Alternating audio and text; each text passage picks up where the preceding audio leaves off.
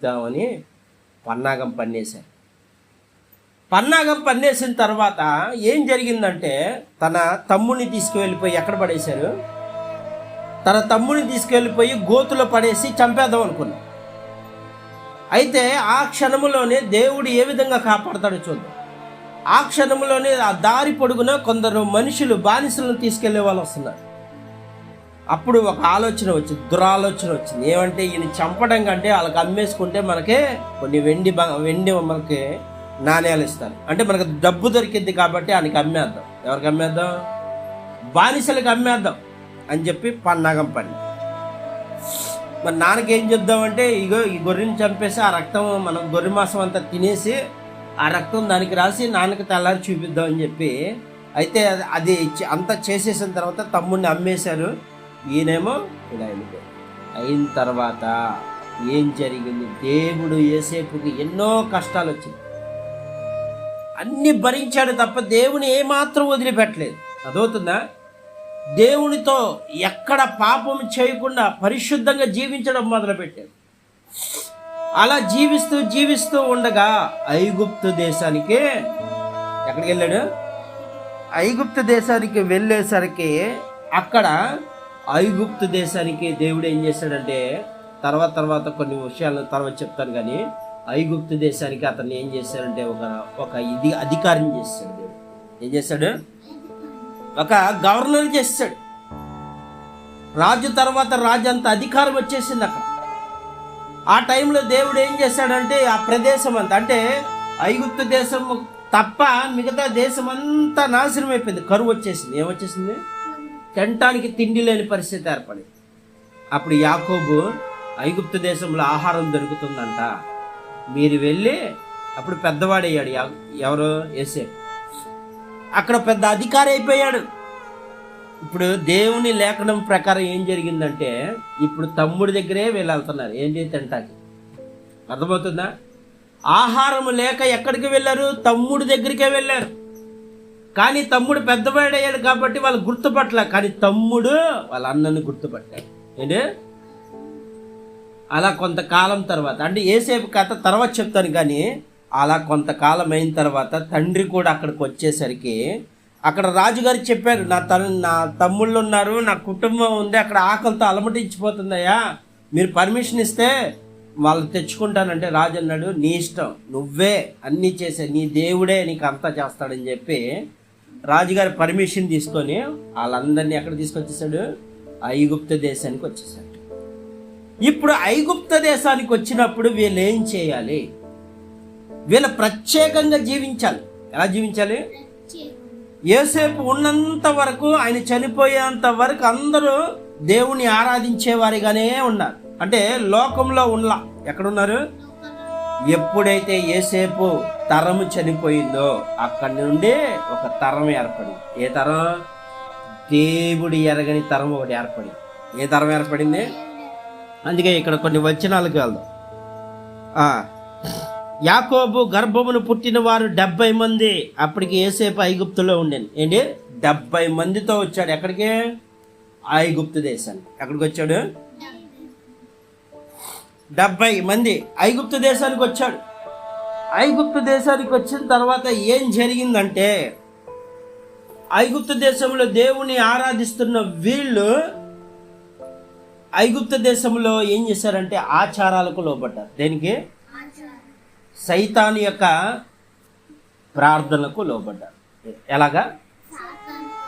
వీళ్ళు ఎలా ఉండాలి? దేవుడు ఏం చెప్పాడు? నిబంధన ప్రకారం నా కట్టడాలను, నా విధులను మీరు ఆచరించండి, దేవుని మందిరానికి వెళ్ళాలి, దేవుని వాక్యాన్ని వినాలి, మీరు చక్కగా ఉండండి అని చెప్తే వీళ్ళు ఇప్పుడు అక్కడికి వెళ్ళి ఏమైపోయారంటే వాళ్ళని మార్చాల్సింది పోయి వీళ్ళు మారిపోయారు. అదవుతుందా?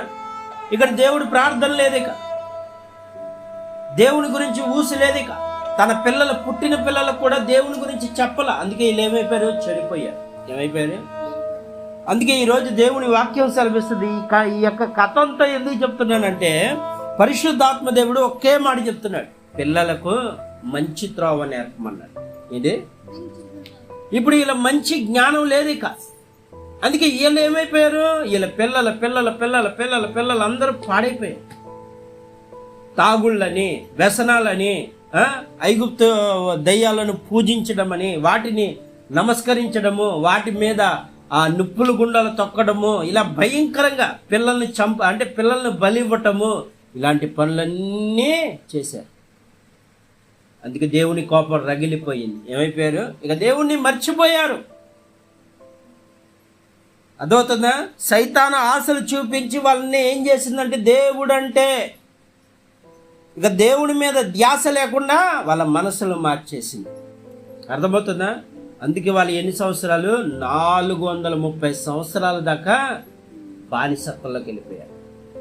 మొట్టమొదటిగా ఆనందంగా సంతోషంగా ఉన్నారు. తర్వాత అక్కడ రాజుకి అమ్మో వీళ్ళు బాగా పెరిగిపోతున్నారు, మన సంతానం కన్నా వీళ్ళ పిల్లలు ఎక్కువైపోయారు కనుక వీళ్ళందరినీ మన పనివారిగా చేసేసుకుంది. పెద్ద పెద్ద ఇల్లులు, పెద్ద పెద్ద భవనాలు పెద్ద పెద్దవి కట్టించుకుంది వీళ్ళ ద్వారానే అని చెప్పి వాళ్ళు ప్రేమగా నటించి ఏం చేశారంటే వాళ్ళని నాశనం చేశారు. అదవుతుందా? ప్రేమగా నటిస్తూనే వాళ్ళకి అన్ని పెడుతూనే తర్వాత ఏం చేశారంటే బానిసలు చేసేసుకున్నారు. మీరు నాకు డబ్బు కట్టాల్సిందే అంటే నువ్వు కట్టబోతే నాకు బానిసత్వం అయిపోవాలి. ముందు ఇచ్చారు, అదవుతుందా? ముందు ఇచ్చారు, ప్రేమగా ఇచ్చారు. ఏది కష్టాల్లో ఉన్నారు కదా అని సమస్తం ఇచ్చారు. తర్వాత ఏం చేశారంటే కట్టని పరిస్థితుల్లో వాళ్ళని ఏం చేశారంటే వాళ్ళందరినీ తీసుకెళ్ళి పనివారిగా చేసేసుకున్నారు. ఇక జీతము లేకుండా కష్టపడతామేక ఉదయం వెళ్ళిన కానించి రాత్రి పడుకునేంత వరకు కష్టమే వాళ్ళకి. తాగడానికి తినడానికి ఏ మాత్రం ఇది లేదు. ఏమైతే పంచి అయిపోతే కొరడా దెబ్బలు, శరీరం అంతా చల్లా చెదురైపోతుంది. 400 సంవత్సరాలు వీళ్ళు చేసిన పనికి దేవుడు వాళ్ళతో కనెక్షన్ కట్ అయిపోయింది. ఏం కట్ అయిపోయింది? నిత్యము దేవుడు వాళ్ళతో ఉండాల్సిన దేవుడు అక్కడితో 430 సంవత్సరాలు వాళ్ళు చేసిన పనులకి వాళ్ళిద్దరి మధ్య దేవునికేను ఇశ్రాయేలు ప్రజల మధ్య సంబంధం కట్ అయిపోయింది. దానికి కారణం ఎవరు? తల్లిదండ్రులు. అదవుతుందా? తల్లిదండ్రులు ముందే తన పిల్లలకు మంచి ఇదిగో పలానా దేవుడు మనకు ఉండేవాడు, ఆ దేవుడు మనకి ఇలాంటి ఆజ్ఞలు ఇచ్చాడు, ఆదివారం దేవుని మందిరానికి వెళ్ళాలి, ప్రార్థన చేయాలి, చక్క దేవుడితో గడపాలి, 6 రోజులు కష్టపడాలి, 7వ రోజు మందిరంలో కనపడాలి, ఇలా దేవుడు మనకు మంచి గుణాలు నేర్పించాడు, సైతాన్ను పూజించొద్దన్నాడు, విగ్రహాల వైపు వెళ్ళొద్దన్నాడు. ఇవన్నీ నేర్పించాల్సిన తల్లిదండ్రులు తాగొద్దన్నాడు, వ్యభిచారం చేయొద్దన్నాడు, దొంగతనం చేయొద్దన్నాడు అని నేర్పాల్సిన ఈ తల్లిదండ్రులు వదిలేశారు పిల్లల్ని. ఇప్పుడు ఏమైపోయారు? తల్లిదండ్రులు పాడైపోయారు, పిల్లలు నాశనం అయిపోయారు. ఇప్పుడు వాళ్ళు ఏమైపోయారు? అప్పులు పాలైపోయి అప్పులు కట్టలేక బానిసలే. ఈరోజు కూడా అదే జరుగుతుంది. పరిశుద్ధాత్మదేవుడు ఈ రాత్రి చెప్తున్న మాట ఏంటంటే పిల్లలకు నేర్పవలసిందే నేర్పు. లోకములో ఉన్నది నేర్పడం కాదు, లోకములో ఉన్న మాటలు నేర్పడం కాదు, నీ పిల్లలకి దేవుని యొక్క గుణగణాలు నేర్పు. దేవుడు నేను ఈ పరిస్థితిలో ఉన్నప్పుడు దేవునికి ప్రార్థన చేయగా దేవుడు నా ప్రార్థన ఆలకించి నా పట్ల కనికరం చూపి నాకు సహాయం చేశాడని ఆ సహాయాన్ని గురించి సాక్షిగా ఉండమంటున్నాడు బిడ్డలకి. అదవుతుందా? రేపు నీ పిల్లలు ఏమైనా సమస్యలు ఉంటే డబ్బు అక్కడికి రాదు, నువ్వు సంపాదించిన ఆస్తి అక్కర రాదు, కానీ నీకు తోడుండేది ఎవరంటే దేవుడే. ఈరోజున పరిశుద్ధాత్మ దేవుడు ఒకటే మాట్లాడుతున్నాడు, పిల్లలకి నేర్పాల్సింది నేర్పట్లేదు ఈరోజు తల్లిదండ్రులు. అందుకే ఈ రోజున ఏమైపోతున్నారంటే తల్లిదండ్రుల పైన కోపాలు పెంచేసుకుంటున్నారు. వాళ్ళు ఏదైనా ఒక మంచి మాట అన్నా సరే వాళ్ళ మీద కక్షలు పెంచేసుకుంటున్నారు. నేనంటే ఇష్టం లేదు అని చెప్పి వాళ్ళ మనసులు బాధ కలిగించుకొని ఇక తల్లిదండ్రులు ప్రేమించడం కాక ద్వేషించడం మొదలుపెట్టారు. దీని అంతటి కారణం ఏంటంటే మొదట నేర్పాల్సింది నేర్పలేదు. అర్థమవుతుందా? చిన్నతనంలో పిల్లలు పుడతారు. పిల్లలు పుట్టగానే వాళ్ళ ముద్దులు మాటలు బట్టి కొంతమంది తిట్టించుకుంటారు. ఏమంటారు? నేను చాలాసార్లు చూసేవాడిని. ఒక పిల్లోడు, చాలామంది పిల్లలు అలాగే తల్లిదండ్రులు ఏం చేస్తారు, అరే ఎరా ఒరే అనిపించుకుని తిట్టించుకునే రకాలు ఉంటారు. కానీ చిన్నతనంలో అది ఆనందంగానే ఉంటుంది. తన పిల్లలు తిట్టినప్పుడు లేదా కొట్టినప్పుడు ఆనందంగా ఉంటుంది. కానీ తన పిల్లలు ఎదిగిన తర్వాత అలా చేస్తే బాధ ఉంటుంది. అర్థమవుతుందా? అందుకే నువ్వు బాలుడు నడవలసిన త్రోవ ఇప్పుడే నేర్పించమన్నాడు దేవుడు. బాలుడు నడవలసిన త్రోవ నేర్పించకపోతే నీ పిల్లలు అన్ని జనులు అవమానకరంగా ఉంటారు. తినే తిండి విషయంలో నేర్పుతున్నారు, ఇలా తినాలి అలా తినాలని నేర్పుతున్నారు, కానీ ఇలా మాట్లాడాలి అలా పెద్దల్ని గౌరవించాలని చెప్పేవాళ్ళు లేకపోయారు. ఈ రోజున ఏమైపోతుందంటే సైతాన్ ఈ యొక్క టీవీలకు లోపడిపోయి పిల్లల్ని పట్టించుకోవడం మానేశారు. ఫోన్లు చూస్తూ పిల్లల్ని పట్టించుకోవడం మానేశారు. వాళ్ళకి నేర్పాల్సింది నేను నేర్పట్లేదు. అందుకే వాళ్ళు ఏం చేస్తున్నారంటే చిన్న దొంగతనం చేసినప్పుడు మందలించాల్సింది పోయి, అరే ఇలా చేయకూడదని ప్రేమగా దేవుని మాటలతో నేర్పాల్సింది పోయి, సర్లే వదిలే ఇంకోసారి చేయలే అని వాళ్ళను ఏం చేస్తున్నారంటే ఎంకరేజ్ చేసే వాళ్ళగా తయారు. ఈ రోజున పరిస్థితి ఎలాగైపోయిందంటే పిల్లలకు మంచి మార్గము నేర్పాల్సిన తల్లిదండ్రులు వదిలేశారు. ఈ లోకములో ఉన్న ఆశలను బట్టి పిల్లల్ని వదిలేశారు. అందుకే ఏది ఎవరితో ఎలా మాట్లాడాలో తెలియదు, పెద్దవాళ్ళని ఎలా గౌరవించాలో తెలియదు, తల్లిదండ్రుని ఎలా ప్రేమించాలో తెలియదు. ఎవరైనా వచ్చినప్పుడు వాళ్ళు మాట్లాడుతున్నప్పుడు వాళ్ళలో అల్లరి చేయకూడదనే మనస్తత్వం రావట్లేదు. ఎందుకు కారణం అంటే ఇదే కారణం. అర్థమవుతుందా? ఈరోజున దేవుని వాక్యం ఎవరైతే తల్లిదండ్రులు దేవుని మాటల ప్రకారం హెచ్చరిక కలిగిన మాటలు ఈరోజు మాట్లాడితే ఒకరోజు వాళ్ళకి అదే ఆధారం ఉంది, ఆ మాటలే ఆధారం అవుతాయి. రేపు ఆ పిల్లలు మారుతారు, తన పిల్లలు మార్చుకుంటారు. అలా తరతరాల వరకు ఏమవుతుందంటే మంచి మార్గంలో నడవగలుగుతారు. మంచి మార్గంలో నడవలసింది ఎవరు? దేవుని పిల్లలు. కానీ తల్లిదండ్రులే బిడ్డలకి ఏమి నేర్పించకపోతే ఈ రోజుని ఎట్లాంటి పరిస్థితి ఏర్పడిందంటే భయానకమైన పరిస్థితి ఏర్పడింది. తల్లిదండ్రులు కొడుతున్నారు.